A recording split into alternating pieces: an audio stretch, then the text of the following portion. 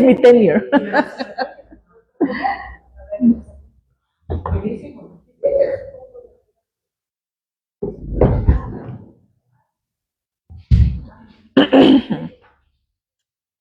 Bueno, buenos días a todas y a todos. Vamos a dar inicio al segundo día de esta primera jornada, Genealogías del Oladino. Gracias a todas las personas presentes y a quienes nos acompañan en las redes. Este segundo día vamos a tener a dos panelistas, Trudy Mercadal y Alejandra Colón. La intención, al igual que el día de ayer, es escuchar a las dos ponentes.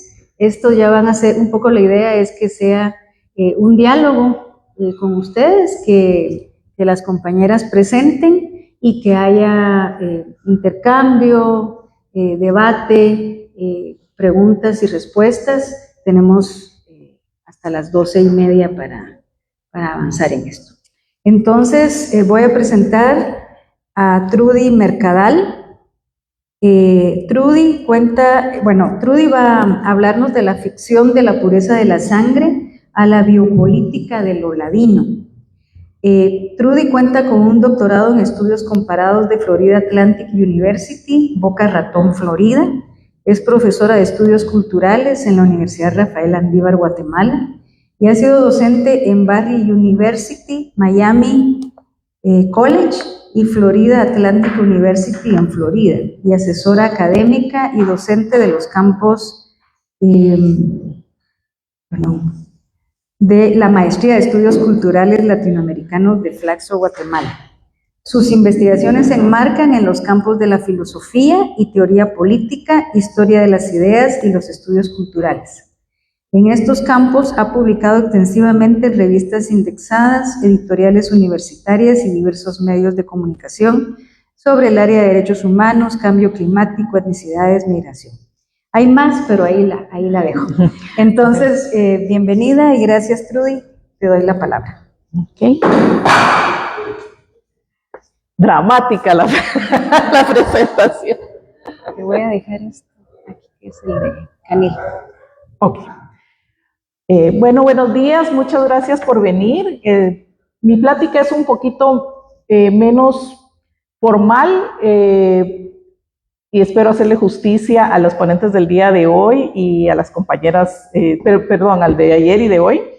Y la idea es realmente presentar algunas teorías y algunos conceptos que nos puedan servir en diferentes campos para conceptualizarnos, para conceptualizar la ladinidad, conceptualizarnos como ladinos, y qué podemos hacer eso en el campo político, entendiéndose el campo político como básicamente todos los campos de la vida cotidiana.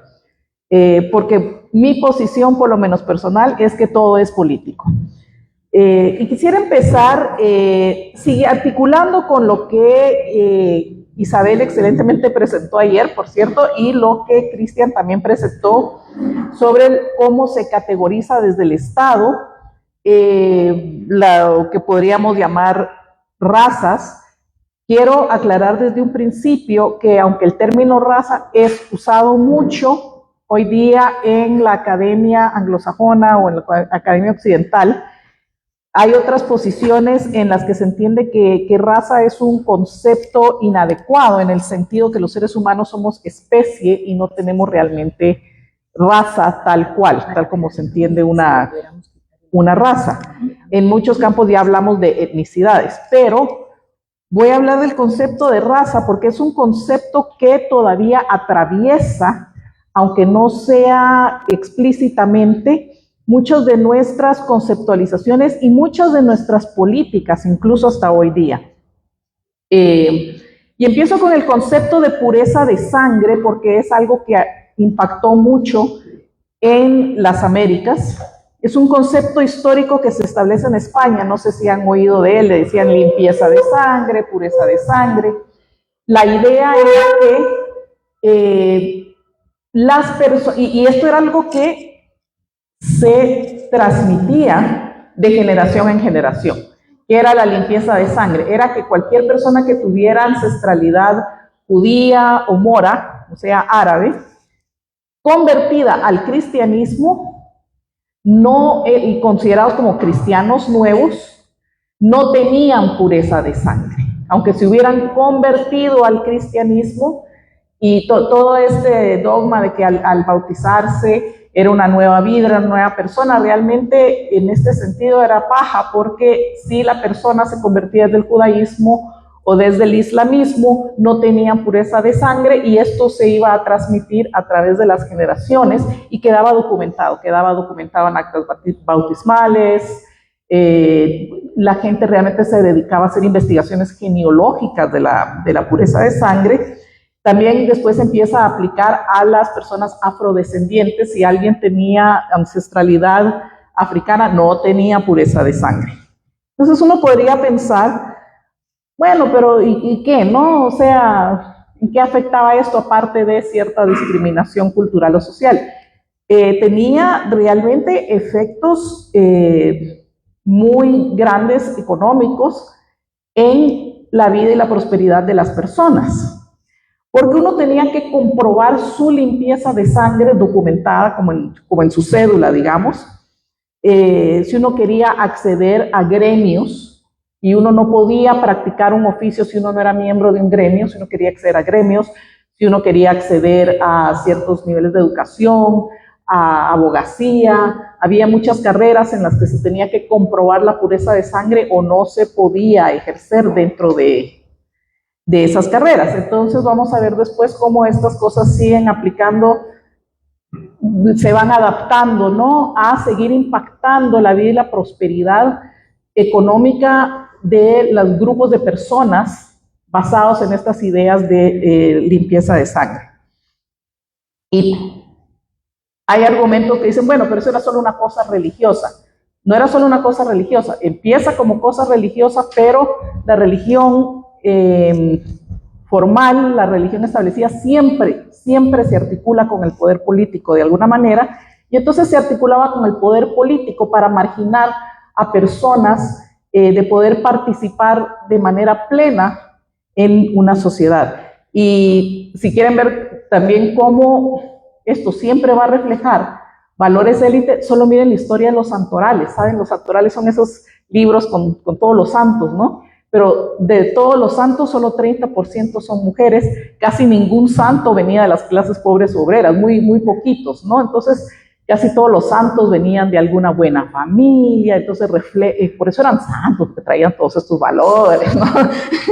Las mujeres. Y ni me hagan empezar con lo de los santos ficticios, porque muchos santos o santas eran dioses celtas o eran dioses mayas o aztecas que van incorporando al santoral para irse jalando a estos grupos de gente, ¿no? Entonces tenemos a San Cristóbal, que me acuerdo que mi tía, que es súper católica, tenía al San Cristóbal en su carro para que la protegiera en los viajes, y después resulta que San Cristóbal nunca existió. Y para mi tía esto fue muy trampa, pero yo todavía lo tengo porque yo sí lo venero, aunque ¿no? Entonces, también que nos sirve para ver cómo las normas y las creencias imperan más allá de lo que se puede comprobar como factible, ¿no? El santo no existe, ya está comprobado, pero yo le tengo fe y yo lo mantengo en mi carro, ¿no? Entonces, bueno, estas nociones de limpieza de sangre, bastante biologicistas, ¿no?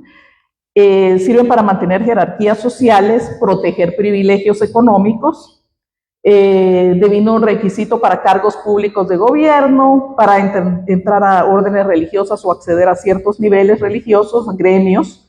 Se extendió a las colonias, donde limitó el acceso a derechos y privilegios. Y justifica la exclusión social con base en la idea de que la ascendencia biológica no era elemental en la dignidad y honra de la gente.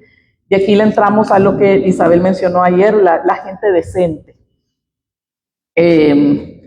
Ahora, en las colonias ya cuesta más estar controlando tanto esto de las pureza de sangre, especialmente cuando ya empiezan a venir, bueno, todos los invasores españoles y portugueses y qué sé yo, se empiezan a mezclar con la gente, bueno, y ahora cómo vamos, la gente se desperdigaba, ¿no? Empiezan a implementar esta noción de castas.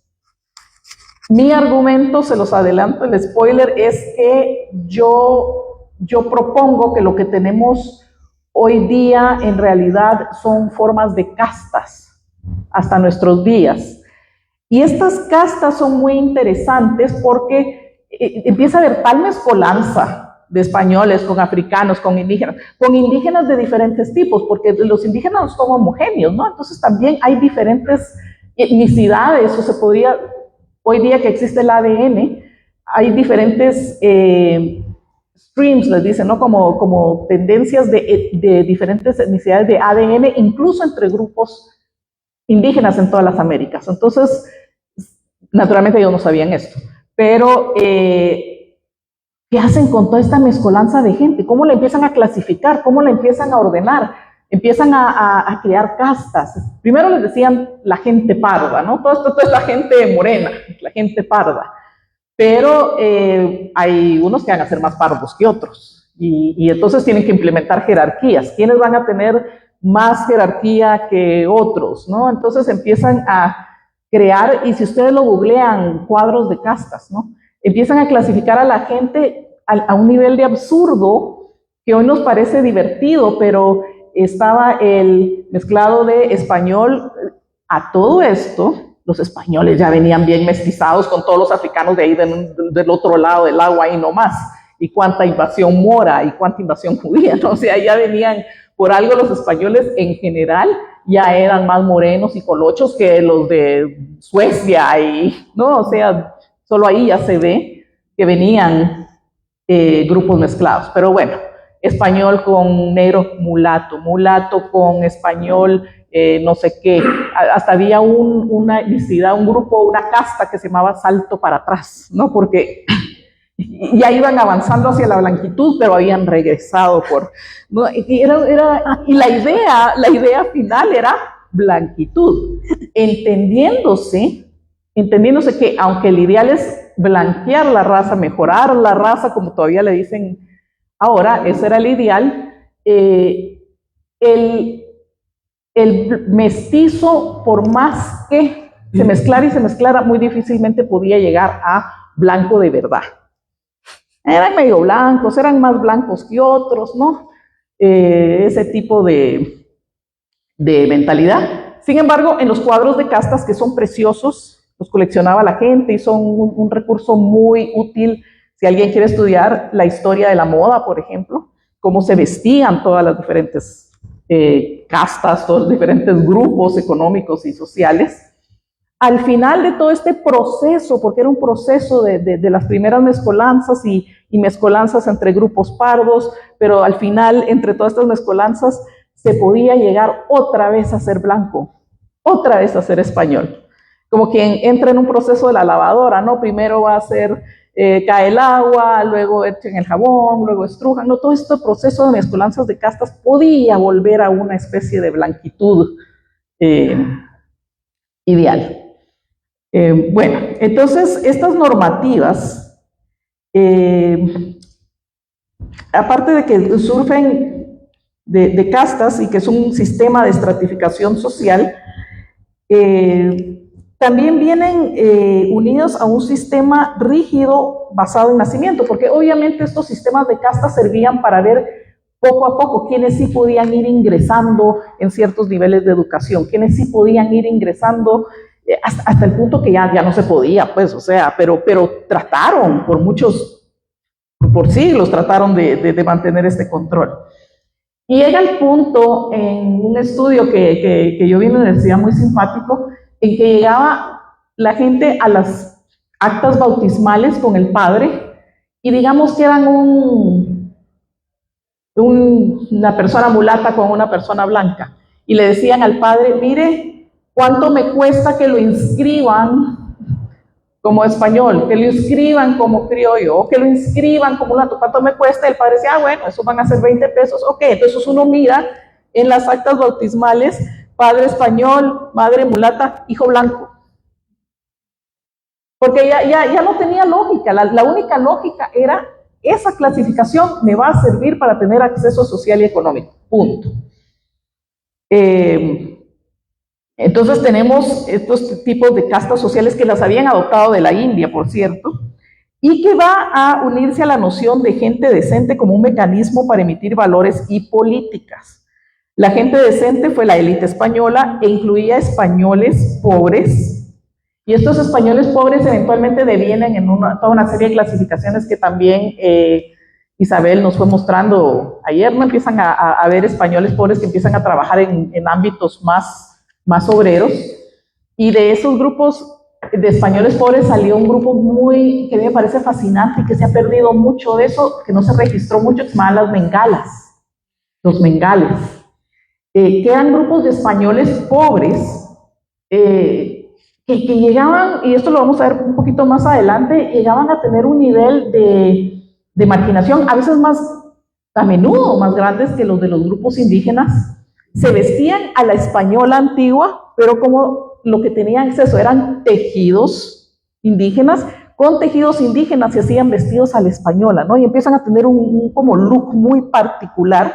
Eventualmente también van a haber mezclas, pero había toda una serie de estratificación, de decencia, en las que yo recuerdo claramente a viejitas en los 60, 70 contando, ay, lástima que ya no hay mengalas, porque eran las mejores sirvientas. Venían de gente decente. Venían de gente decente, ¿no? Esa noción de gente decente o de gente de razón, que también se usaba mucho en las actas bautismales. Los papás son gente de razón. ¿Okay? Bueno, entonces, el pueblo, la plebe, eran el resto. Los que no eran gente decente eran la plebe. En estos venían indígenas, mestizos, afrodescendientes, mestizos que quedaban al fondo del colectivo social, ¿no? El colectivo social se entendía como un cuerpo donde había una cabeza, tronco, brazos, ¿no? Ya sabemos quiénes estaban a la cabeza, ya sabemos quiénes estaban a los pies, y en el medio había toda una mezcolanza de gente que era estratificada de diferentes formas. Y el pueblo son, en los términos de la época, el bajo pueblo, el pueblo llano, la gente común, y el pueblo está integrado por los verdaderos vecinos. Los verdaderos vecinos son la gente decente, todos estos grupos que ya vamos a ir conociendo como ladinos, la gente decente, la gente de razón y la plebe, ¿no? Y la plebe eran la gente de los arrabales, de los campesinos, los peones, los jornaleros. Estos eran la plebe y no eran considerados como los verdaderos vecinos, las personas que deberían tener algún tipo de poder político. Eso nos lleva a la biopolítica. La biopolítica la estoy tirando ahí porque creo que es un concepto que es muy útil para analizar estas cosas y para poder organizar la noción de la dignidad en algo más allá de esta mezclanza así como homogénea.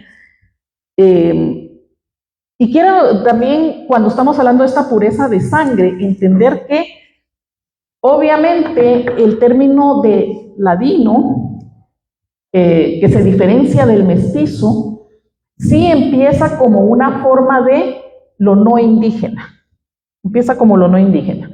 Y como vamos a ver más tarde, también se vuelve un grupo de choque en muchos sentidos y en muchos lugares para dominar y controlar a los grupos indígenas. Que no es decir que el ladino era un grupo privilegiado muchas veces, pero se le da una cuota de privilegio, para poder usar a estos grupos como grupos de choque para controlar a los grupos indígenas. Y muchas veces eran gente tanto o más pobre que ellos, y eso pasa mucho en muchos países a través de la historia, cómo van usando a diferentes, podemos verlo ahorita en Estados Unidos, muchos de los de ICE que están agarrando a los latinos, oprimiéndolos y todo, son no solo afrodescendientes, son otros latinos.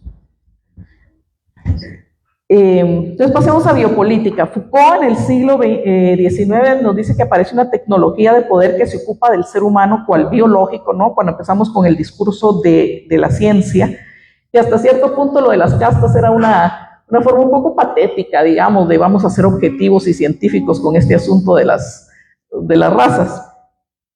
Él lo define el biopoder, está basado en el biopoder, que Foucault define como, abro comillas, el conjunto de mecanismos por medio de los cuales aquello que en la especie humana constituye sus rasgos biológicos fundamentales podrá por parte de una política, de una estrategia política o una estrategia general de poder. Vamos a usar elementos biológicos, color de piel, etcétera, etcétera, como forma, como estrategia de poder. Está basado en la capacidad de intervenir y manejar la vida de la gente. Se refiere al poder político en cuanto se aplica a vida social, tanto individual como comunitaria, y de cómo las instituciones y discursos políticos regulan la vida, reproducción, salud y comportamiento de las personas. Entonces tiene tres aristas principales: la gubernamentalidad, cómo se va a usar la biopolítica dentro de la gubernamentalidad por el Estado. La relación entre el poder y la vida, ¿no? Cómo el poder no solo reprime y castiga, sino que también gestiona, regula y promueve la vida. La biopolítica también se puede usar por grupos en resistencia para reivindicar sus derechos, por ejemplo. La gestión de la población, la normalización de los cuerpos y comportamientos, las instituciones y discursos políticos buscan establecer normas y estándares de conducta. La relación entre el cuerpo y el poder, creo que Yolanda eventualmente hablará más sobre esto, pero es más o menos como la biopolítica analiza como si el poder se manifiesta en el cuerpo, en las sexualidades. Y estoy viendo cómo Foucault, cuando habla de raza, digamos, alude a un grupo social que no comparte origen, lengua o religión con otras razas. Más precisamente etnias, son grupos que si llegaran a convivir, la unidad de esta convivencia estaría sostenida sobre la base de la violencia. Así, lo cito a él, hay dos razas cuando hay dos grupos que pese a su cohabitación no están mezclados a causa de asimetrías, barreras por privilegios, costumbres y los derechos, la distribución y modo de ejercicio del poder.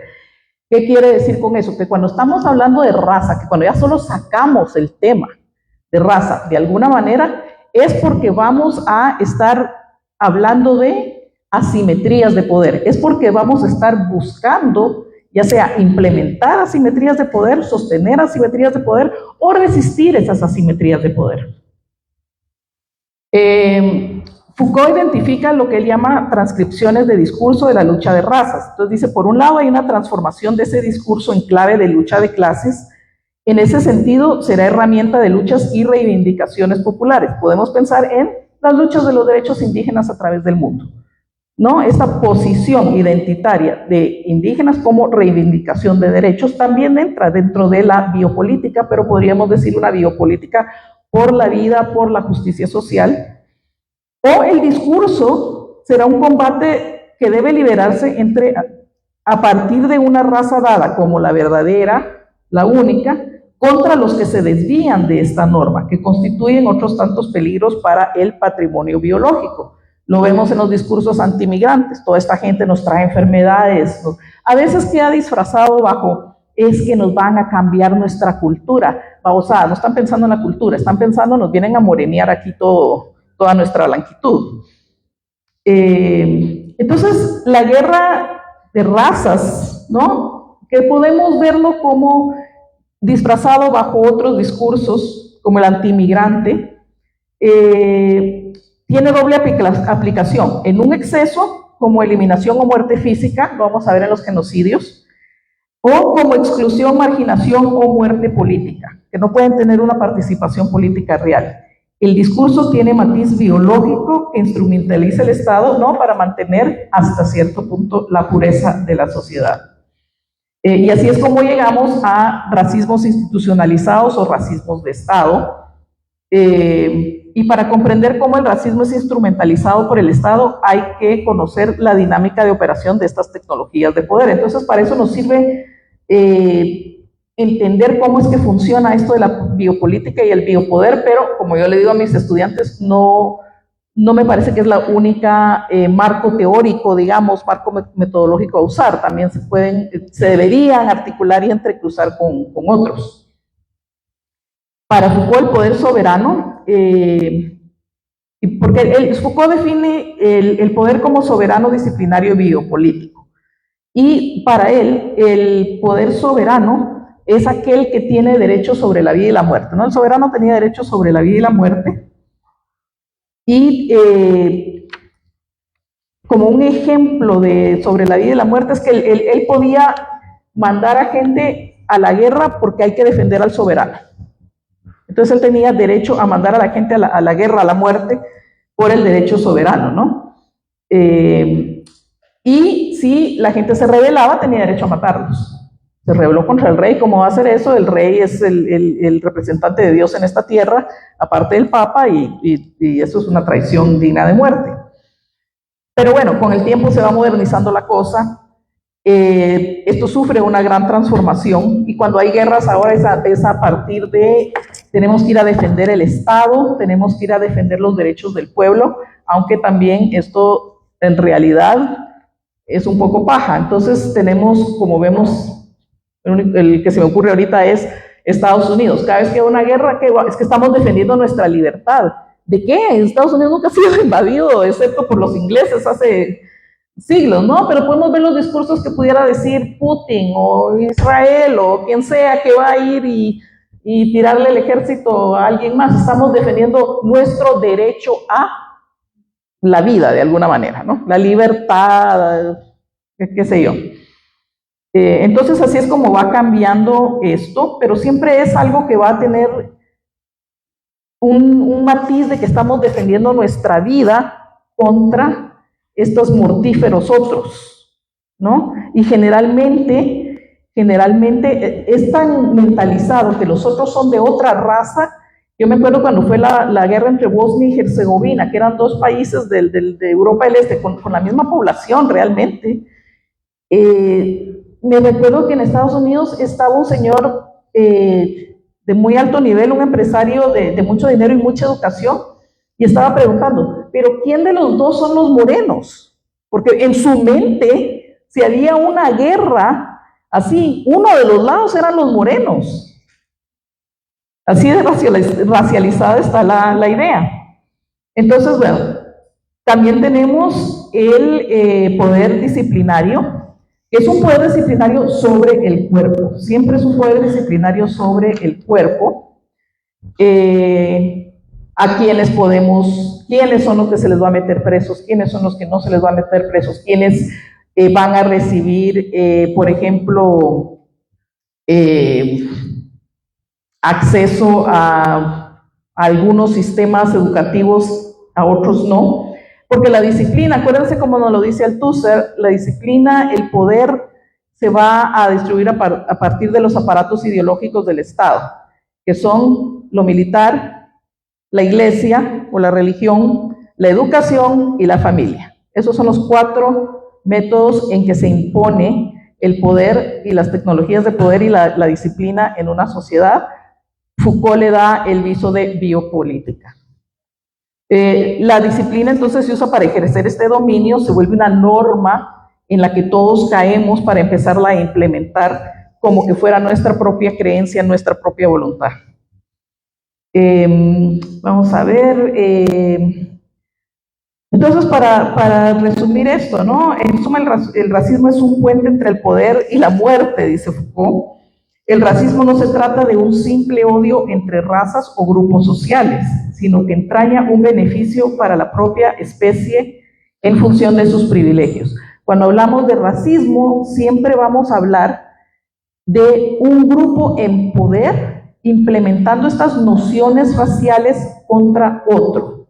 Por eso es muy difícil, si no imposible, hablar de racismo al revés, porque el racismo, realmente para ser racismo, para ser implementado tal cual, necesita esa cuota enorme de poder para poderla implementar contra los otros. De otro modo se podría decir, podríamos decir resentimiento. Y cuando yo digo, ay, es que son unos resentidos cuando están reivindicando sus derechos, sean las mujeres, los grupos indígenas, la diversidad sexual, son unos resentidos. Pues sí, yo también estoy resentida. ¿Cómo no se va uno resentir ante las imposiciones? Como que resentir fuera algo malo, ¿no? Y no una cosa normal. Ahora, ¿cómo ese resentimiento se puede canalizar dentro de luchas reivindicativas? Son otros 20 pesos. Pero es como esta norma, como el discurso va funcionando, ¿no? Como que el sentimiento normal de resistencia, de resentimiento ante imposiciones racistas y racializadas contra otros grupos, fuera algo anormal. ¿Por qué se iba a resentir esta gente, va? O sea, bueno, entonces vamos llegando a la dignidad como cuña de poder político. Generalmente se estudia mucho esto como factores culturales. Definitivamente se puede hacer eso, definitivamente tiene buenos puntos, pero creo que se queda corto un estudio que se quede solo en lo cultural, porque lo cultural, si no se va más allá y se ve cómo lo cultural está imbricado, sostenido por la economía, se va a quedar corto. No vamos a poder ver claramente cómo y por qué están funcionando estos factores. Los factores económicos, tanto por ellos mismos, porque inician cambios ulteriores, siempre han sido de gran importancia, siempre lo van a hacer. Puedo mencionar la introducción del cultivo del café a gran escala, que logró profundos resultados en la ladinización de Guatemala. Entre otras cosas, conllevó la formación de comunidades de fincas de mozos colonos, cambiaron las formas de organización social anteriores y también las plantaciones de banano, atrajeron a indígenas, según los estudios que leí, ladinizados, estos de Richard Adams, y aladinos, ¿no? Sergio Palencia Frener también tiene un estudio muy interesante que muestra que lo ladino, cito, fue parte y movimiento del flujo de dominación finquera, en tanto promueve la apropiación privativa del proceso de trabajo y que la identificación de lo latino parte de eso, se origina de esto, de esta diferenciación con lo que ve como servidumbre y como no ciudadanía. Esta es su definición en Rebelión Estamental y Origen del estamento finquero, que es muy interesante cómo se va formando esta identificación latina de cara a no voy a hacer la servidumbre, no voy a hacer lo indígena. Quiero especificar que esto no es homogenizar a lo ladino, hay que tener mucho cuidado con homogenizar a lo ladino, así como a lo indígena, porque son grupos muy diferentes, situaciones muy diferentes entre estos grupos. La ciudadanía ladina, la ciudadanía tenía cara ladina y una función política y socioeconómica. Cabe dentro de la subalternidad de Gayatri Spivak.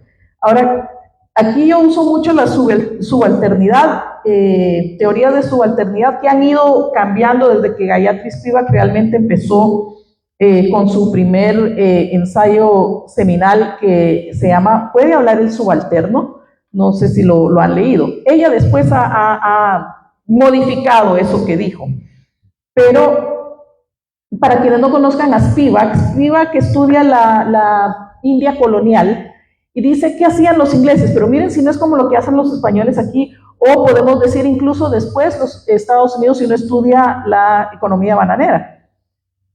Vienen los ingleses a India y escogen a un grupo o grupos en la India que son los que van a ser sus intermediarios entre los subalternos. Y los educan con valores ingleses, algunos los mandan a la universidad en Inglaterra, les dan cuotas de poder, estos se vuelven los burócratas de los gobiernos, se vuelven la clase profesional, abogados, incluso capataces, administradores. Y este grupo, porque el grupo de dominio nunca va a tener suficiente gente para dominar a todos, tiene que convencer a la gente de participar en su propio dominio. ¿Y cómo hace eso? Dando diferencias en cuotas de poder. Y entonces todo este grupo es su intermediario para dominar a los demás abajo.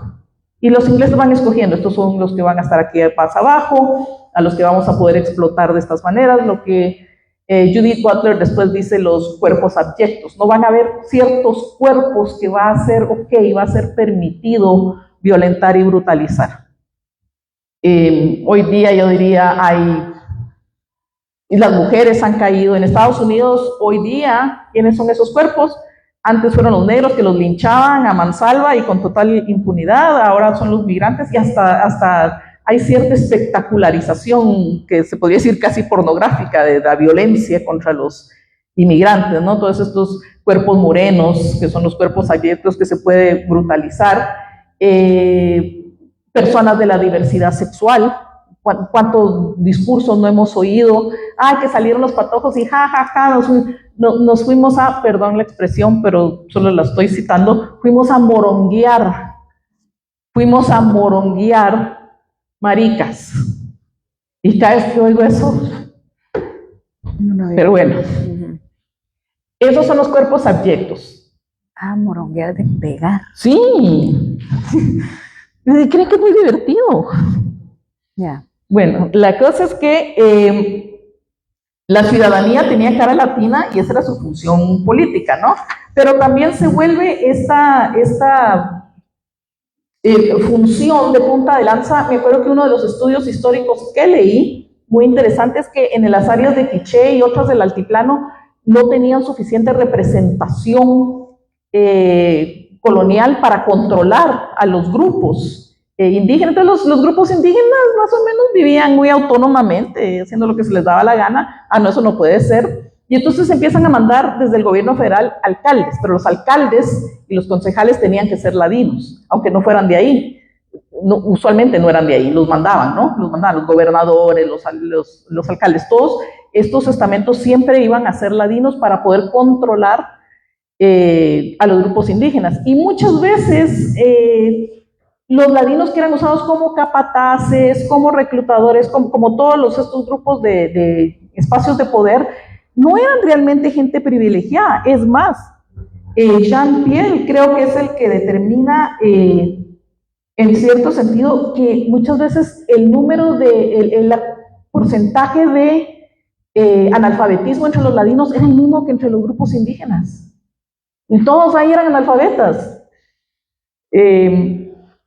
Entonces no es que uno tuviera un nivel más alto que el otro, ¿no? Es más, una de las citas que tengo aquí es: el ladino en el Quiché crece a la misma velocidad que el indígena. Los recursos limitados de un departamento donde no se produce ni la revolución industrial ni la revolución agrícola dan cada vez menos para todos, hasta para los ladinos. Sin embargo, se tiene cierta noción que este poder está en manos de los ladinos, como en la pregunta de Manuel Chavarría: ¿cómo inducir al ladino guatemalteco a que amplíe el horizonte económico, político y social de Guatemala? Sin embargo, encuestas, se posicionaba al ladino como que él tenía este poder, pero realmente el poder no residía ahí. El ladino podría creerse o no creerse que tenía ese poder, pero el poder venía de más arriba. Entonces, para ir finalizando, muchas encuestas muestran el resentimiento ladino al avance económico indígena, y la ladinización sucede más que nada en situación marginal en muchos lados. Por un lado, por el indígena que emigra a las urbes, y por otro, el ladino en situación marginal rural se supone que mantiene su identidad, pero habría que ver cómo y hasta cierto punto. Entonces, bueno, por otro lado, las condiciones y estrategias políticas de la explotación finquera rebasan las lógicas del Estado y economía finquera, y eventualmente genera descontento en las fincas entre obreros, entre estudiantes, entre comerciantes, entre campesinos indígenas, ¿no? Y es con lo que estamos, o sea, lo que quiero decir es que no es como que estos grupos también son títeres que solo se les puede manejar una élite a su antojo. También hay agencia entre estos grupos, también hay resistencias, también hay alianzas. Entonces, por eso creo que es muy importante ir pensando, ok, cómo el ladino, porque el ladino se vuelve este significante vacío, ¿no? En términos de Lacan, que uno le puede poner el valor y la significación que quiera a lo ladino. Entonces, ¿cómo vamos a definir qué es realmente lo ladino? ¿Qué es la ladinización? ¿Vale la pena mantener este término? ¿Por qué lo perpetúa tanto los censos en Guatemala cuando los censos en otros países no harían algo así? Y solo dense cuenta, Xinca, afrodescendiente, indígena, ladino y extranjero. O sea, gentes que llevan aquí, coreanos, chinos, árabes, que llevan aquí 3, 4 generaciones, extranjero. ¿Qué es eso? Es preocupante porque entonces hay todo un estamento que no se puede considerar ciudadano guatemalteco.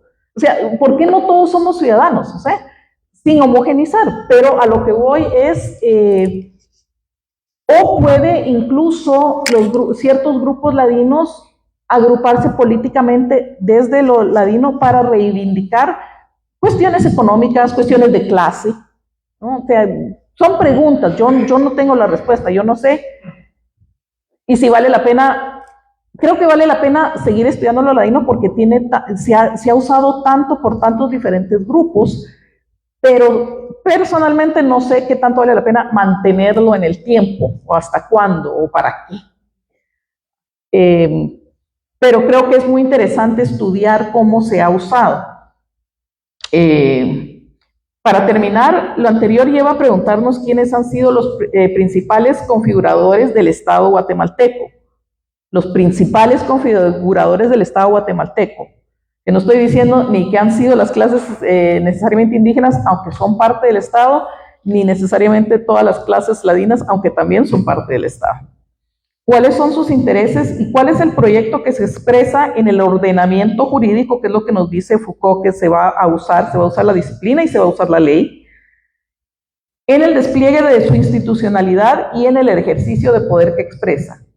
En ese sentido, quienes han tenido tal capacidad constituyen un grupo social cuyos distintivos principales son su carácter de clase social dominante y su interés en mantener el control de los recursos estratégicos y de los medios de producción fundamentales. Por consiguiente, persiguen la reproducción de un modelo de acumulación de capital del cual se benefician a través de la extracción de plusvalía por la vía de la explosión de la fuerza de trabajo y de la apropiación de los bienes comunes y públicos. Por ejemplo, los territorios ricos en metales o hidrocarburos, tierras y agua, el control rentista de las instituciones. En cuanto a esto, también es muy interesante que, voy a poner un último ejemplo, un casito. En una de las cosas que por al menos la colonia protegió a los grupos indígenas fue su tenencia de tierras. Los pueblos de indios tenían derecho a tierras comunales que no tenían los ladinos. Entonces los ladinos se van volviendo como todo este lumpen, ¿no? Hasta cierto punto, de diferentes formas. Uno de los grupos ladinos eran la milicia de mulatos de la antigua, que cuando se terminaban su servicio militar de milicia, les daban terrenos en Escuintla, que era un llano, entonces ellos se iban ahí a cultivar sus terrenos y se volvían ladinos, eran mulatos, pero eventualmente van integrando la ladinidad, ¿no? Y empiezan a expandir sus tierras y empiezan a haber problemas territoriales con los grupos indígenas porque empiezan a querer más tierra, no tienen suficiente tierra y entonces ninguno de los dos estaban aparte, estaban los grandes latifundios. Y vi un caso muy interesante porque estaba investigando un asunto de un tío muy lejano y el tipo sale en unos documentos como que el padre lo quiere recuperar, el padre quiere mandar a la milicia a recuperarlo porque él, que es ladino, se declara indígena y se va a refugiar a un pueblo de indígenas porque su madre era indígena. Su madre era indígena y entonces él se va a refugiar al pueblo de indios, este ancestro, en base a que su mamá era indígena, entonces él se declara indígena porque era la única forma que él podía acceder a tierras. Y el padre lo quiere de regreso porque él tenía que pagar diezmo. Si él se le iba, si se le empiezan a ir todos, no le pagan diezmo a la iglesia. Entonces, no, yo lo quiero de regreso. Él no es indígena, ¿no? Él no es indígena, él es ladino y que se tiene que regresar. Entonces, este es como un pequeño microcosmos de esos conflictos entre ladinos, indígenas, y cómo la identidad puede cambiar tan fácil de ladino a indígena, de indígena a ladino. Entonces, no puede ser algo racial, no puede ser algo biológico, es una construcción cultural y social, porque si la podemos cambiar tan fácil, si yo aquí soy blanca o soy ladina, pero cuando voy a Estados Unidos soy brown, soy parda, no soy gente decente, entonces la identidad es una cosa sumamente móvil, ¿no? Y que puede servir para reivindicaciones de derechos de una forma organizacional, pero que creo que tenemos que irlo desentramando de todas estas nociones biologicistas de todos los negros bailan bien, y que son contradictorios, ¿no? Porque en el discurso migrante, antimigrante lo vemos mucho. No, todos los latinos, perdón de nuevo la expresión, son unos huevones. Los latinos son huevones, por eso sus economías no sirven, por eso son, como en las palabras de Trump, ¿no? Paisitos de mierda, porque es culpa de ellos, son unos haraganes. Ah, pero todo el mundo en las fincas y en las granjas y en las cosas de construcción, latinos quieren. ¿Cómo trabajan de duro? Son muy trabajadores, son muy siempre es bien contradictorio este discurso racista, ¿no? Se presta a lo que sirva. Entonces, bueno, lo voy a dejar ahí.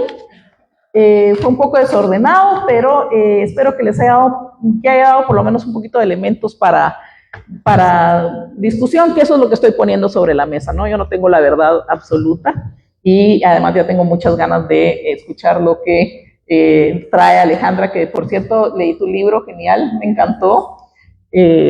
Muchas gracias.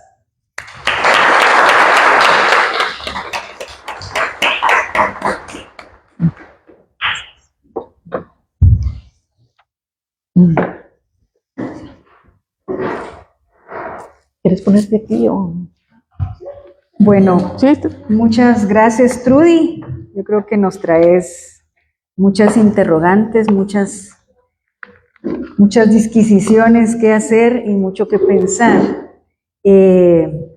Antes de presentar a Alejandra, quiero volver a hacer la invitación para que ustedes, quienes están escuchando, sigan pensando en sus redes familiares, sigan preguntándose cómo se conformó la genealogía de donde ustedes vienen, ¿verdad? Creemos que el ejercicio es transversal a todas las personas y nos interesa que la discusión siga en la línea de lo que nos han presentado tanto el ponente de ayer como lo que nos presenta Trudy, porque nada de lo que estamos escuchando nos es ajeno. Entonces la invitación es a que todas y todos quienes estemos aquí pensemos de dónde venimos, qué nos han dicho. En la segunda jornada vamos a seguir trabajando sobre esto, pero que nos hagamos las preguntas desde nuestro entorno. Entonces, ahora sí, Alejandra Colón nos va a hablar desde identidades desde la historia ambiental petenera. Alejandra es antropóloga cultural aplicada, PhD, Universidad Católica de Lovaina. Actualmente trabaja en The Nature Conservancy, una ONG internacional dedicada a la conservación y restauración de la naturaleza y el desarrollo sostenible de las comunidades que la protegen. Estudios anteriores incluyen temas identitarios como la de las élites empresariales y la de los conservacionistas en África Central. Su curiosidad por el desarrollo de las identidades la ha llevado a explorar cómo las identidades peteneras vinculadas a la conservación se definen, autoidentifican y navegan la alteridad. Entonces, Alejandra, te pasamos el micrófono. Sí, por favor. ¿Eso también? ¿Y eso también? Eso es el... Okay. Gracias. Sí. Mejor sí, en la mesa, no lo pongas en la mesa, sino que tal vez en un lugar. Los dos en otro lado. En otro lado. Esta es. Bueno. ¿Lo tengo que? Sí. Es mejor aquí.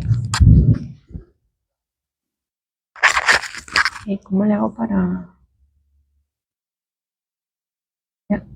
Ya lo habíamos puesto. Espérame. Perdón. Ahora sí.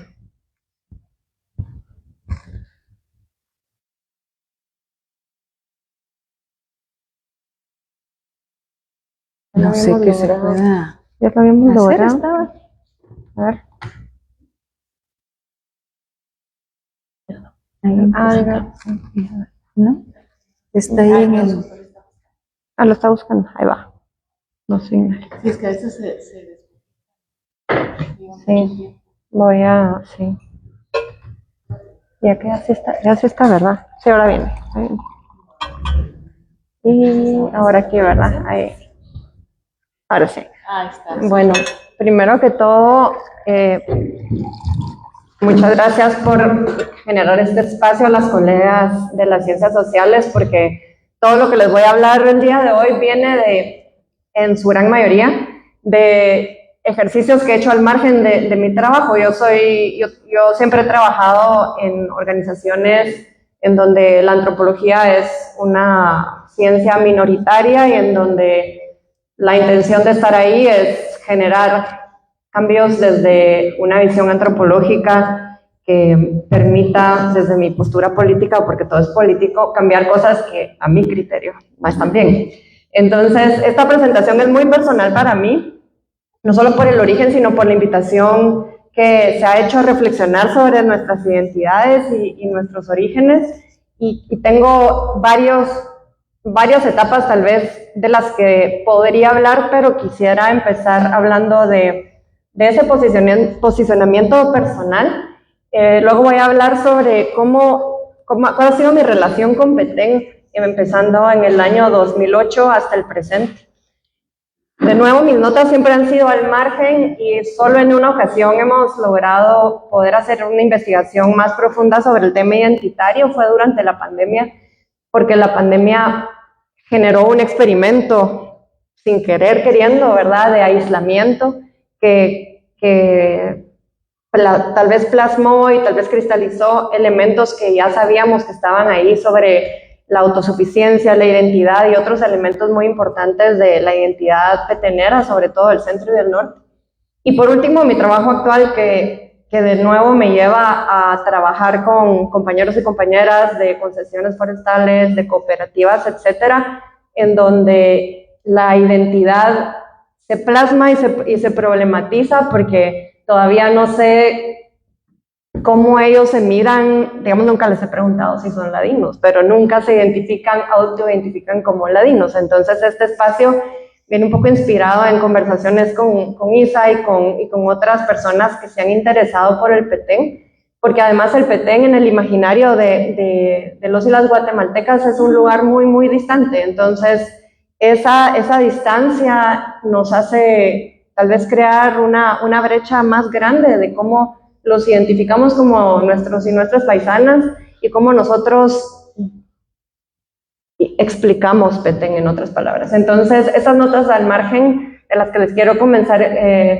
el día de hoy empiezan por mi primera experiencia, que tiene que ver con las identidades concesionarias comunitarias, sus éxitos y sus fracasos, y cómo la antropología me permitió en ese momento plantear una realidad que fue totalmente rechazada por mis colegas forestales y agrónomos, pero al final, para bien o para mal, bueno, para mal y para bien, tal vez solo desde el punto de vista de que mi hipótesis resultó que estaba acertada. Luego, como con el tiempo de conocer el Petén, he empezado a ver una diferencia entre las historias migratorias individuales y colectivas entre los municipios del sur, donde trabajé también por un tiempo, en 2013-2015, y las historias de la migración y la reconfiguración colectiva en el centro y en el norte. También quiero hablar sobre cómo ese esfuerzo colectivo de salir adelante en un territorio tan agreste genera un ancla identitaria que es muy interesante en relación a cómo se defiende el territorio y cómo se interpreta la responsabilidad de las comunidades ante la necesidad de preservar lo que queda de la selva maya, de los territorios, del agua, del río Usumacinta, etcétera, cómo se hacen esas luchas para evitar la instalación de hidroeléctricas, cómo hay un intercambio, una hibridización interesantísima entre México y Guatemala a partir del conflicto, cómo regresan generaciones nuevas con ideas de identidad que se interpretan de nuevo al momento de regresar a sus cooperativas, y cómo es la identidad en ningún lugar, creo yo, puede estar despojada de territorio, y probablemente para nosotros los ladinos uno de los problemas más grandes es que no sabemos cuál es nuestro territorio, no es el país, no es la capital, ¿dónde es el territorio? Y en Petén sí existen territorios, y entonces esa ancla identitaria está ahí, y a mí me parece fascinante explorar esa línea. Con Ishki, que estábamos hablando ayer, ¿qué haríamos si tuviéramos total libertad para estudiar algo por 1 año o 2 años? Y esto sería lo que yo haría, porque tengo la sospecha, con base en todos esos ejercicios marginales, de que una respuesta sobre qué somos y cómo nos organizamos y cómo nos respetamos y cómo planteamos un nuevo pacto social viene de nuestra comprensión del territorio que habitamos, que controlamos y que está siempre, digamos, en debate y en disputa. Y ese territorio, en mi experiencia, tiene un límite de hasta dónde llega la identidad, entonces hoy les quiero hablar un poco de eso también, pero voy a empezar hablando de la parte personal y quiero reconocer que aquí está mi maestro de Quechí de los años 90, el profesor Ramón Juncoy, que hizo tanto esfuerzo en ese momento para que cuando hacíamos trabajo de campo totalmente inocentes, ignorantes y sin la capacidad de hacerlo, nuestra primera experiencia en las comunidades Quechí de la Sierra de las Minas creó un choque cultural que nunca he vuelto a sentir. Después de estar en la Sierra de las Minas, he estado en Timor-Leste, he estado en muchos lugares de África, en India, pero nada me hizo sentir más extranjera que tener 22 años o 21 años y estar en una comunidad en la Sierra de las Minas que estaba realmente entre las fincas gigantescas del Valle del Polochic y la Reserva de Biosfera Sierra de las Minas, ambas empresas totalmente ladinas, caxlanas, blancas, en donde había una pequeña franja de comunidades que habían llegado ahí en generaciones muy recientes y que para nosotros era un misterio total, y en donde por primera vez mi blanquitud se volvió tan evidente, pero no solo mi blanquitud, sino mi gigantesco tamaño que sobresalía por encima de todas estas señoras que estaban en los talleres de costura, que era como nuestra actividad de la práctica, y que establecieron, de hecho fueron ellas las que determinaron cuál era nuestra relación y cómo las máquinas de coser eran la forma como nos entendíamos, y cómo fueron siempre tan generosas en ser pacientes con nosotras que veníamos de la capital sin una idea clara, realmente clara de estas dinámicas. Entonces, mi inquietud por entender esas dinámicas sobre el territorio, la conservación de la naturaleza y el uso de los recursos viene de esta experiencia en Sierra de las Minas, de donde salí siempre muy enojada, porque aunque yo entendía el valor de conservar las cabeceras de cuenca y el bosque, me daba cuenta que no había un plan para el relacionamiento con las comunidades, y en donde se vilificaba a estas comunidades que llevaban 2, 3, 4 generaciones de ser expulsados de las fincas que primero estaban en el municipio de Cobán y pasaron al Polochic y luego terminaron en esta franja de la sierra. Y luego de eso me fui con ese coraje a hacer la maestría. Después de la maestría, en lugar de volver a Guatemala, me fui al Congo. Por razones personales, pero antes de ir al Congo, yo había explorado cuál iba a ser mi dinámica como guatemalteca pasando por Bélgica, ¿verdad? Porque ahí estaba mi familia política. Y mi primera experiencia en el consulado de Bélgica en Guatemala fue que la señora me dijo, pues usted no va a tener un problema entrando a Bélgica porque es blanca. Y dije, esta señora qué estúpida. Le dije, mi pasaporte es guatemalteco. Me dijo, no, vas a ver qué fácil es. ¿Y saben qué? Fue re fácil. Y cada vez que yo entraba a Bélgica y estaba parada en la fila de los extranjeros, sobre todo cuando venía de África, donde yo era la única blanca, siempre un policía amable se acercaba y me decía, está en la fila equivocada, pase aquí.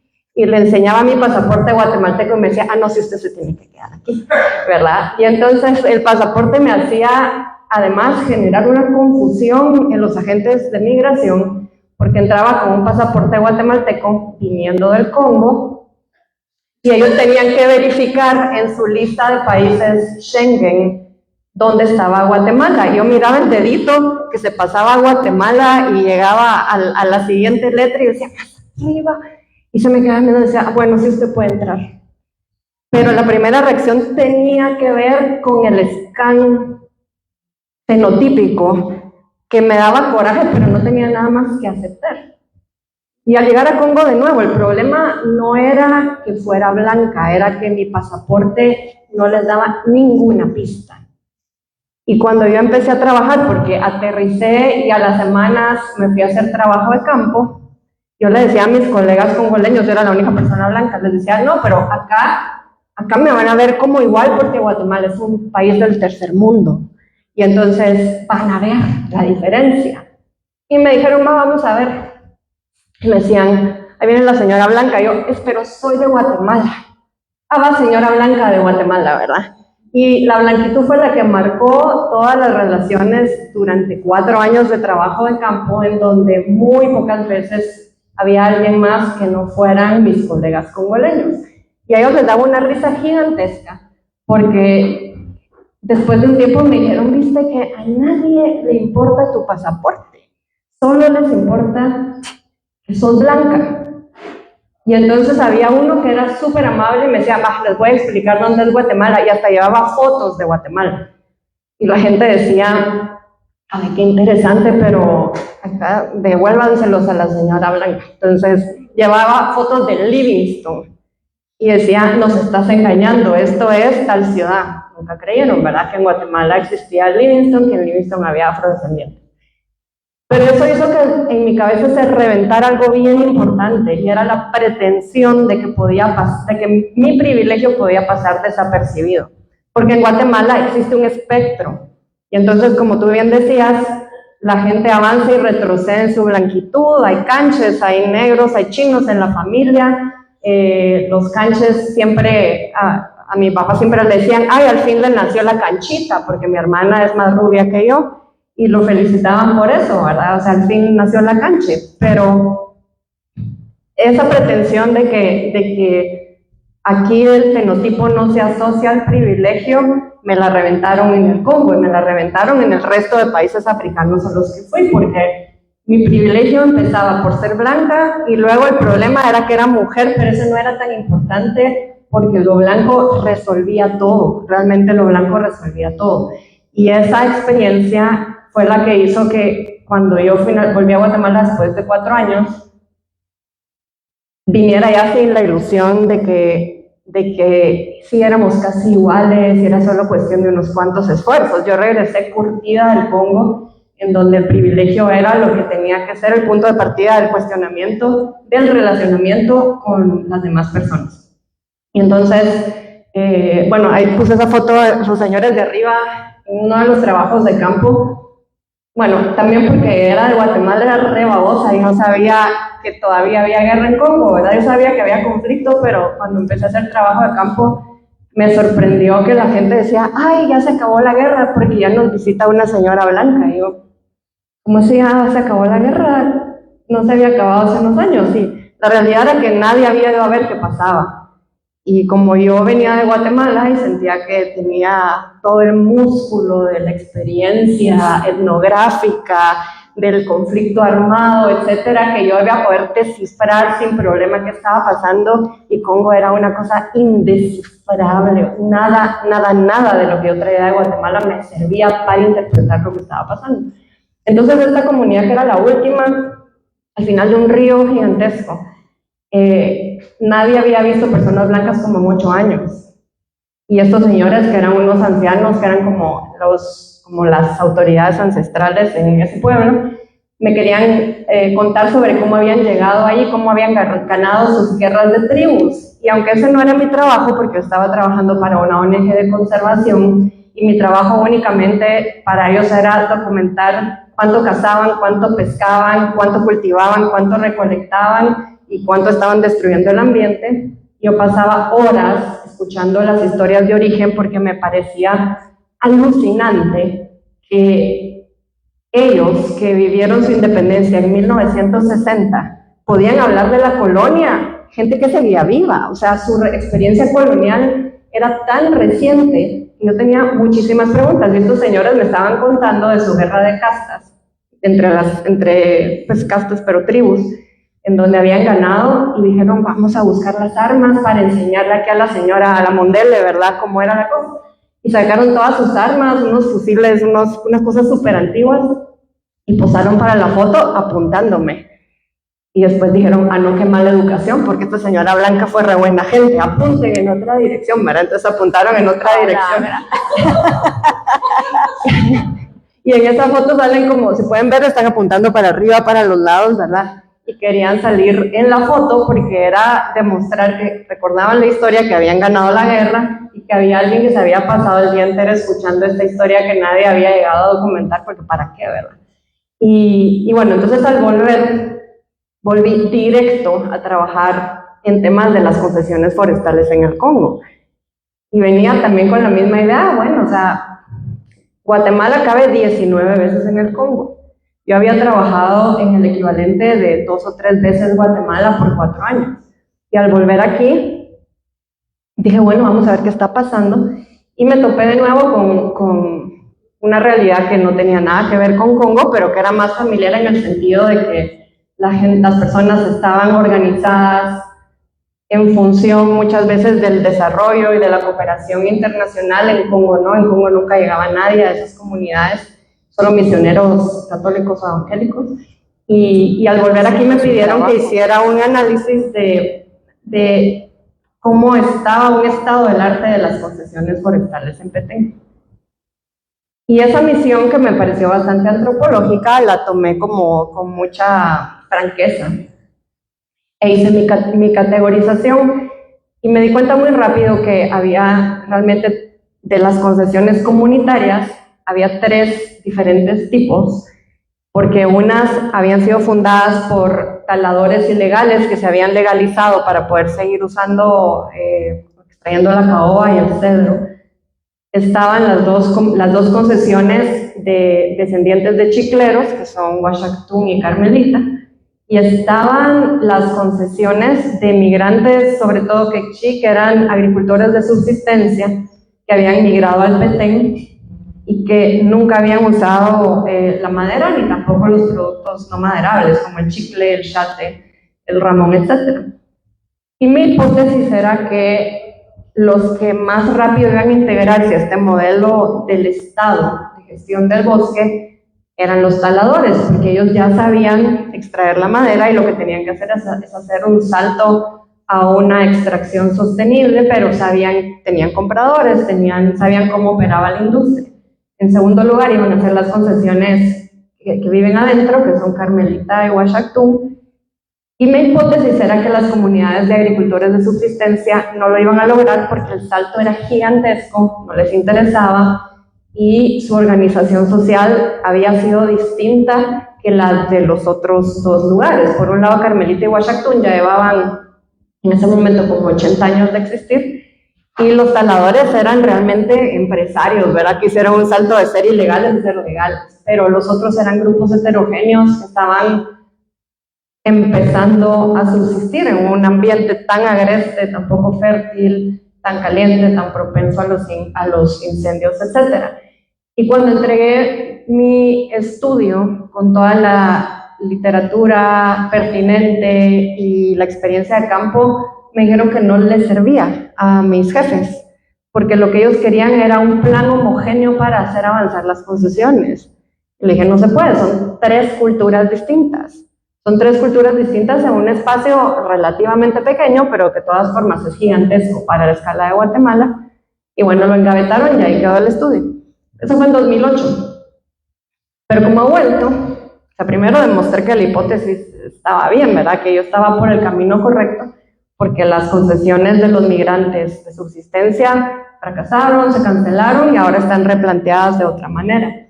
Pero lo interesante para mí fue volver a Petén, digamos, a la parte del norte y del centro, casi 10 años después, y ver cómo no solo se había resuelto el tema del uso que se le podía dar al bosque, de todos los criterios que impone CONAP para que las personas estén ahí. De verdad, si CONAP nos tratara a todos como tratan a las concesiones, Guatemala sería Suiza, porque los reglamentos son enormes, las condiciones son bien difíciles, la forma de manejar el territorio es sumamente sofisticada y tienen que demostrar que no solo están usando el bosque de la forma que es permitida, sino además tienen que monitorear, combatir incendios, prevenir las incursiones de mexicanos que vienen a cazar. O sea, de verdad, si a todos nos auditaran como se auditan las concesiones comunitarias, no sé qué seríamos. Seríamos un país mucho más organizado y con un estado, o sea, sería un estado de derecho en donde todos tienen que cumplir de la misma manera. Esa es mi interpretación. Cuando volví después de esos años, van a ver qué fue lo que pasó, pero antes de eso voy a regresar, mejor dicho, a que en ese momento, cuando estaba yo trabajando en 2008 a 2010, las ideas sobre la tenencia claramente eran colectivas porque era la condición del Estado, no podían haber propietarios individuales. Y entonces todas las personas que estaban interesadas en tener esas concesiones comunitarias tenían que demostrar que estaban organizadas, y por eso es que las concesiones de agricultores de subsistencia tuvieron más problemas porque era mucho más difícil encontrar un ancla identitaria, mientras que Carmelita y Huachactún sabían quiénes eran, ¿verdad? Sabían quiénes eran sus ancestros, sus historias del chicle, y los otros eran empresarios. Pero luego me tocó trabajar en el sur del Petén, en los municipios de San Luis Dolores y Poptún, en donde las poblaciones que llegaron a vivir a esos municipios, que eran tanto mestizas ladinas como quechí, habían llegado en colectivos familiares o en grupos mucho más pequeños o de manera individual, y se habían asentado como comunidades en lugares sumamente remotos, con una historia similar de sobrevivir a la adversidad y a un territorio agreste, pero sin, digamos, una imposición estatal de identificarse como colectivo, sino cada quien por su lado, ¿verdad? Y a mí, viniendo de haber trabajado en el norte y en el centro, se me hacía muy difícil a mí como Alejandra relacionarme con estas comunidades en ese territorio, porque yo venía de trabajar con concesiones y cooperativas en donde, aunque estaba aún en proceso de anclarse o de cristalizarse la identidad colectiva, ya estaba en formación, y entonces la organización social respondía a necesidades de defensa de su nuevo territorio, más allá de las propiedades individuales de los agricultores que estaban en el resto de los otros municipios del sur. Y como ese trabajo igual era mi interés por la identidad seguía siendo marginal, no logré como entender o encontrar una diferencia entre estas comunidades con las dinámicas que yo conocía, por ejemplo, de Chisec, Cobán y el Polochic, etcétera. Era muy, muy comparable. Y luego cuando trabajé en Belice también, justo del otro lado de la frontera, con las comunidades Kikchi del otro lado, era también muy similar. Y entonces, digamos, en mi imaginario de los territorios, sí hay una diferencia clara del centro y norte de Petén, con sus historias de migración y sus imposiciones estatales y el reinvento identitario versus el resto del territorio petenero y por mucho del resto del país Guatemala. Entonces, cuando vuelvo al norte de Petén, vuelvo en el contexto de la pandemia. Me llevo a unas estudiantes valientes ahí a que me ayuden a investigar y que se involucren en temas e investiguen, y digo valientes porque así como a mí me fueron a dejar ahí a la Sierra de las Minas, también las fui a dejar a la cooperativa La Técnica y me fui, ¿verdad? Y ahí se quedaron viendo qué hacían. Y mis estudiantes han tenido varias generaciones una relación con Petén, porque yo estoy haciendo trabajo, me parece interesante, me los llevo y los dejo por ahí tirados en las concesiones y en las comunidades, y hasta ahora les ha ido bien, ¿verdad? Pero pero es porque existe esta curiosidad y porque Petén de verdad es la última frontera en el imaginario que tenemos. Y entonces en ese regreso, en donde el propósito del trabajo era más bien entender la participación de las mujeres en el desarrollo económico sostenible, me topo con que la identidad de las concesiones había madurado muchísimo en cuanto a elegir la historia que cuentan.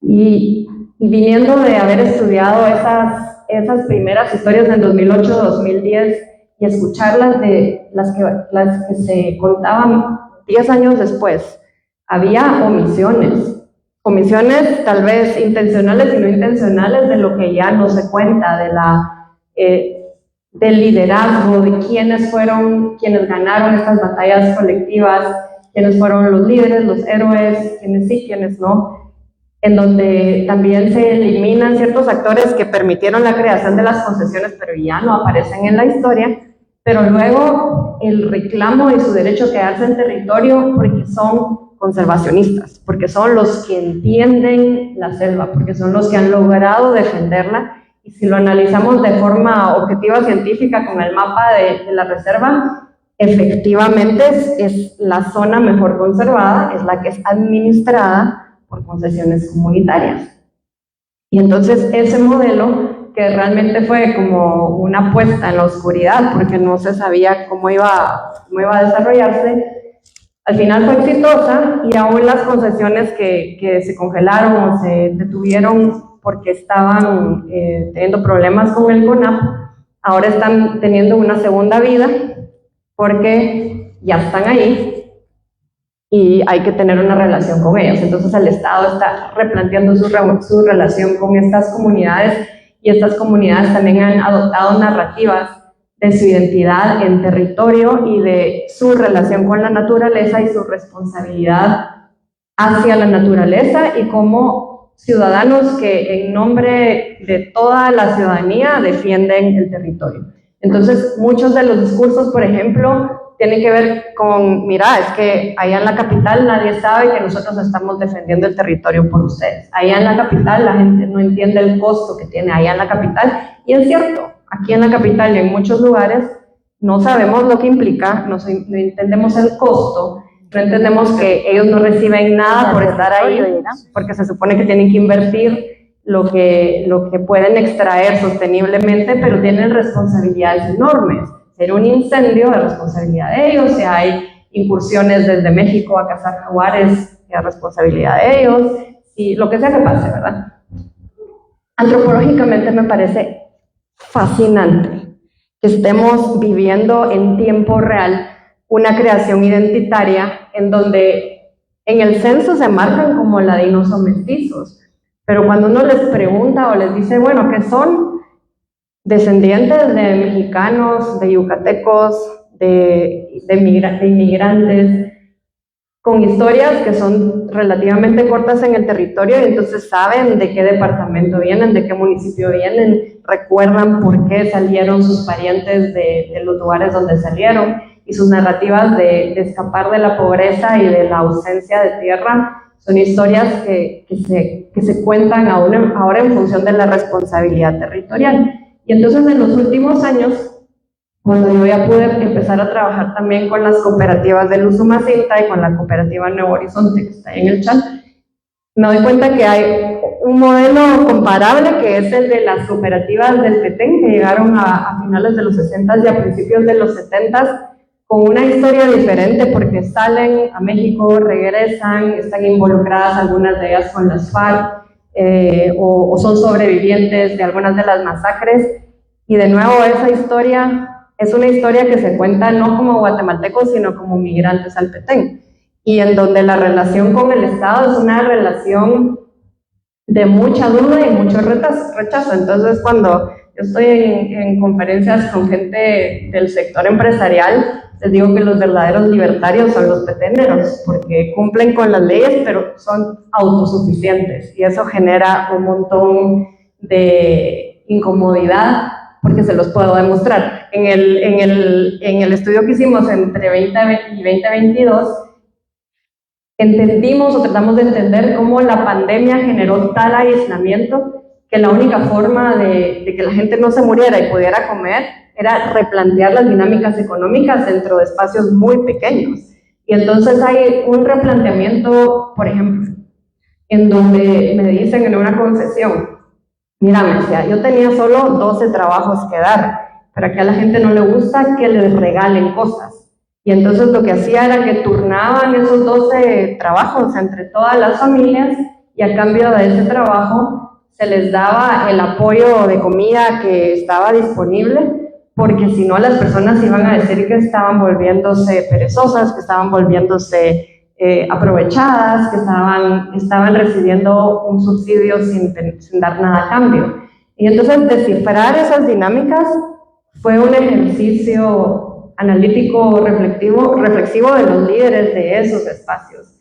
Y entonces al repasar o tener esas conversaciones hoy en día con ellos, la experiencia de la pandemia les confirma que ellos son los expertos en manejar el territorio, cuidar el territorio y asegurarse su durabilidad a largo plazo.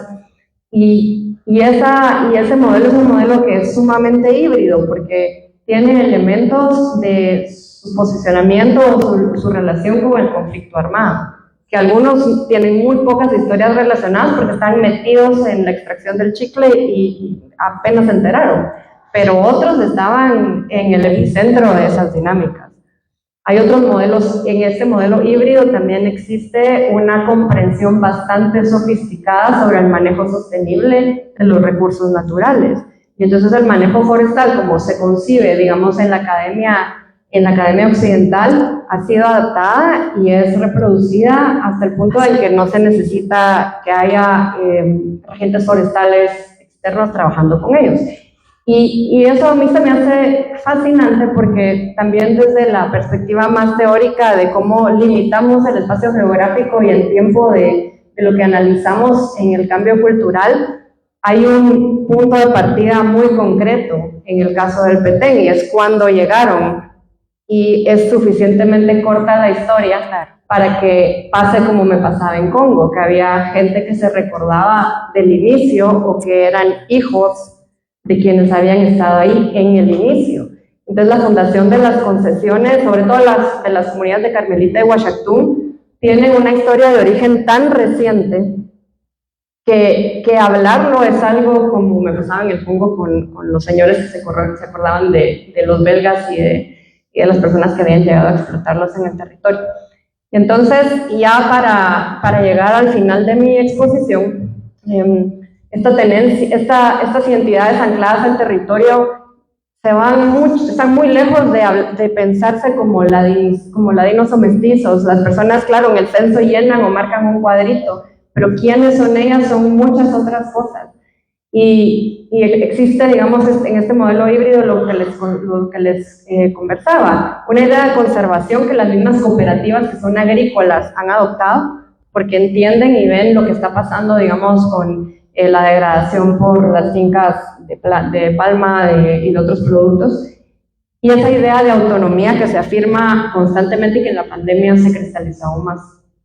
Y luego está la pregunta del límite del tamaño y la escala de la pertenencia, porque cuando vemos las organizaciones de segundo nivel que operan, les cuesta mucho insistir en una narrativa identitaria que atraiga a las nuevas generaciones. Las nuevas generaciones se ubican en el territorio, en esas 53.000 hectáreas o esas 72.000 hectáreas que les toca cuidar, o en esas 10.000 y pico de las cooperativas que están en el Usumacinta.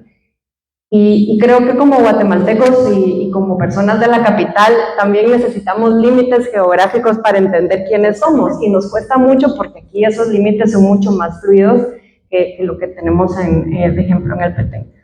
Y entonces, digamos, en las notas estas al margen de estos éxitos y estos fracasos, se ha replanteado la permanencia, pero ahí están y ahí van a seguir, y entonces esa permanencia es una realidad con la que nosotros podemos, si nos dejan ir a investigar, irlas a entender, escucharlas, en donde, igual que en Congo, dependía mucho de la actitud de las personas y la voluntad de escuchar y de reconocer su autonomía. En esa medida lo dejan entrar a uno o no, ¿verdad? Y y que lo reconozcan a uno como un articulador o un conversador válido es algo que a mí me ha tomado muchísimos años. Llevo casi 20 años de estar en Petén y es solo hasta los últimos años en donde me aceptan y me lo dicen, ¿verdad? Porque también se lo dicen a uno, son extremadamente francos. Esa responsabilidad colectiva es algo que también a mí me da muchas pistas de cómo se puede recuperar territorio que ha sido perdido por diferentes intereses, porque la fuerza de la colectividad y de verse como no solo una fuerza política, sino conocedora del territorio y de la naturaleza es importantísima. Y eso le da lo que yo llamo la sostenibilidad cultural. Como yo trabajo casi solo con conservacionistas, biólogos, agrónomos, y hablan de la sostenibilidad ecológica y hablan de la sostenibilidad económica del paisaje, mi respuesta siempre es: esas dos no sirven si no existe una sostenibilidad cultural del por qué vale la pena estar haciendo los esfuerzos que se están haciendo. Y la sostenibilidad cultural no existe sin una historia, una narrativa de por qué estamos ahí y por qué trabajamos juntos.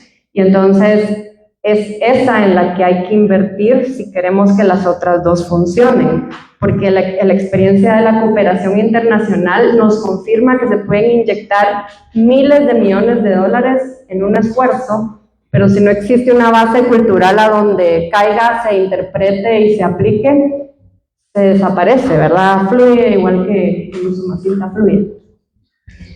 Y entonces sí nos veo útiles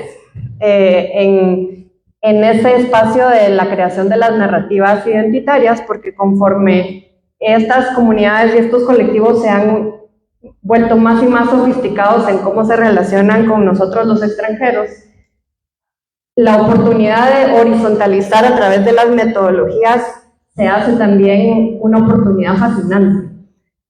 Porque estas son fotos de esta semana, de hecho, son de análisis o evaluaciones del trabajo que estamos haciendo desde la ONG para la que trabajo hoy en día, qué funciona, qué no funciona, qué deberíamos hacer diferente, cómo nosotros recibimos su crítica totalmente justificada de nos tardamos muchísimo haciendo los desembolsos económicos, pero cómo lo que aprecian constantemente es que sienten que honestamente los estamos viendo como pares y porque vamos al territorio a hablar con ellos. Y eso es lo que repiten cada vez, que es tan fácil darse cuenta que si uno convoca a las personas, las dinámicas de poder de nuevo son la persona blanca que no puede esconder su blancura, haciendo que la gente salga de las cooperativas para venirme a contar algo, mientras que el esfuerzo debería ser al revés. Y como en este espacio esa noción se ha ido cada vez confirmando más y más, esa historia de origen se cuenta allá, las decisiones se toman allá y la interpretación de por qué están allá es una que nos sirve y nos interpela a nosotros y digamos nos cuestiona nuestra identidad, de lo que sea que queramos que sea, porque en esos espacios ya se está descifrando bastante bien por los elementos que ya les compartí. Y por último, para mí está claro que si yo todavía no sé por qué elijo el cuadro de Mestizo Ladino, sé por qué, pero no sé por qué, ¿me entienden? Porque cuando salió toda esa categoría de Guaymalan, dije, pues si eso soy más Guaymalan que estas otras cosas, ¿verdad? Por lo menos aquí sí puedo marcar el territorio. Mientras que el otro, no sé, ¿verdad? Estos peteneros definitivamente no me identifican como una de ellas y ellos son ladinos, entonces ahí hay un problema, ¿verdad? Y lo que sigue es preguntar el por qué, porque ¿por qué están ahí? En el territorio ya lo sabemos, pero ¿por qué están eligiendo esas narrativas? Es la siguiente pregunta que yo quisiera entender, y obviamente es una pregunta de investigación, no una pregunta de entrevista, pero a partir de escuchar y de entender que quitan y que permiten que persista y que se elimina de la historia, también podamos hacer nosotros la reflexión de qué es lo que hemos quitado de nuestras historias y qué es lo que nosotros enfatizamos, ¿verdad? Entonces, por eso Petén es mi lugar favorito para aprender y les agradezco mucho este espacio.